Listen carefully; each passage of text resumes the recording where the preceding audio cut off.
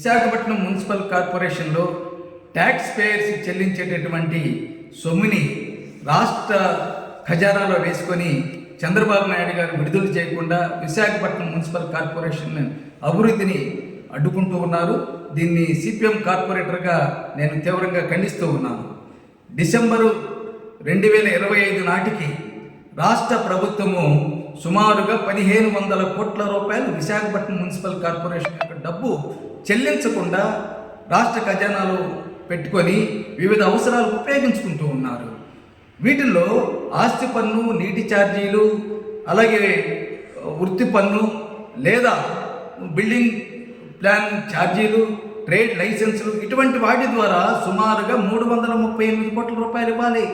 అలాగే stamp duty ఉంది, వాటి మీద సర్ఛార్జీ ఉంది, 500 కోట్ల రూపాయలు ఇవ్వాలి.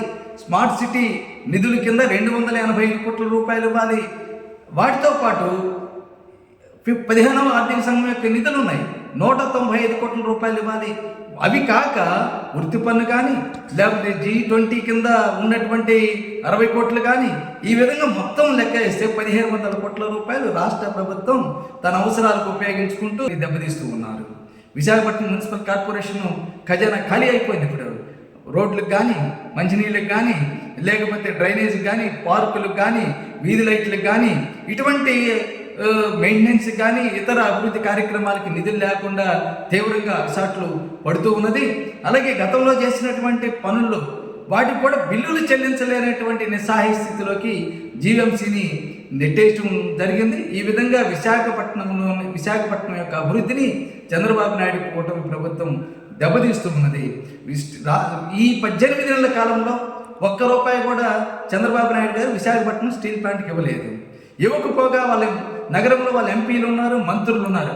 వాళ్ళు కూడా Visakhapatnam steel plant, Visakhapatnam municipal corporation యొక్క నిధుల్నే వాళ్ళు కూడా డిమాండ్ చేసి తీసుకెళ్ళిపోయి ఉపయోగిస్తూ ఉన్నారు. చంద్రబాబు నాయుడు గారు దగ్గర నుంచి వాళ్ళు డబ్బు తీసుకురావాలి, రాష్ట్ర బడ్జెట్ నుంచి వాళ్ళు తీసుకురావడం లేదు.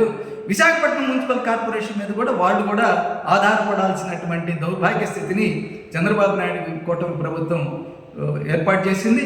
దీన్ని మేము తీవ్రంగా ఖండిస్తూ ఉన్నాం. అవి కాక ఇప్పుడు చంద్రబాబు నాయుడు గారు వారానికి 15 రోజులకి నెలకు రోజు రకరకాలైనటువంటి సదస్సులు పెడుతూ ఉన్నారు. ఇంటర్నేషనల్ సదస్సులు, జాతీయ సదస్సులు, అవన్నీ ఇవన్నీ పెడుతూ ఉన్నారు. మొన్నే పెట్టుబడుల సదస్సు పెట్టారు. దానికి 60 కోట్ల రూపాయలు ఖర్చు చేయించారు మున్సిపల్ కార్పొరేషన్ సార్. వీటన్నిటికి కూడా మున్సిపల్ కార్పొరేషన్ యొక్క నిధులే, ట్యాక్స్ పేయర్స్ యొక్క నిధులే ఖర్చు పెడుతున్నాయి, వృధా ఖర్చులు. వీటన్నిటికి విశాఖపట్నం పౌరులు ఎందుకు భరించాలని మేము అడుగుతూ ఉన్నాం. అందువల్ల విశాఖపట్నానికి దెబ్బతీయొద్దు. విశాఖపట్నం యొక్క పౌరులు చెల్లించేటటువంటి పన్నులన్నీ కూడా విశాఖపట్నం మున్సిపల్ కార్పొరేషన్ అకౌంట్లోనే ఉండాలి. వారే ఖర్చు పెట్టుకునేటటువంటి చర్యలు తీసుకెళ్ళాలి.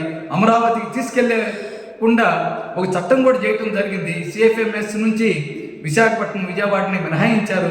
అయినా చంద్రబాబు నాయుడు గారు దాన్ని అమలు చేయకుండా డబ్బును అక్కడ తీసుకువెళ్ళి తన అవసరాలకు వాడుకోవటం అనేది అనైతికమైనటువంటిది, చట్ట వ్యతిరేకమైనటువంటిది, రాజ్యాంగ వ్యతిరేకమైనటువంటిదని నేను వారికి తెలియజేస్తూ ఉన్నాను. ఇప్పటికైనా వెంటనే ఆపండి, 1500 కోట్ల రూపాయలు వెంటనే విడుదల చేయండి అని రాష్ట్ర ముఖ్యమంత్రి చంద్రబాబు నాయుడు గారిని నేను డిమాండ్ చేస్తూ ఉన్నాను.